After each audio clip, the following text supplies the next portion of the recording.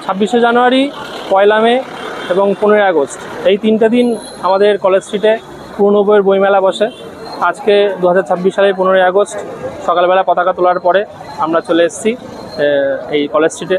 একবার জাস্ট চারপাশটা একটু অবস্থাটা দেখুন, মানে এত পরিমাণ লোকজন, আমরা কেউ আশাই করিনি যে এত পরিমাণ লোকজন এখানে আসে। আর এই মেলা দেখার যে অনুভূতি, সেটা সত্যিই প্রথমবার জীবনে হলো। আগের 2টো দিন আসতে পারিনি, কিন্তু এই দিনটা এসে সত্যি আপ্লুত।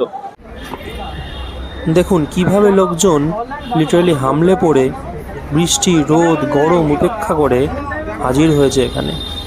মাত্র 10 টাকা থেকে বইয়ের দাম শুরু হচ্ছে এবং যে কোনো পুরনো বই ক্রেতা বিক্রেতার মধ্যে দামাদামি করে লোকজন কিনে বাড়ি নিয়ে যাচ্ছে। কে যে বলে বই কেনার চল নাকি কমে এসেছে। এই দিনগুলোতে একবার বই পাড়ায় এসে দেখুন, তাজ্জব হয়ে যাবেন।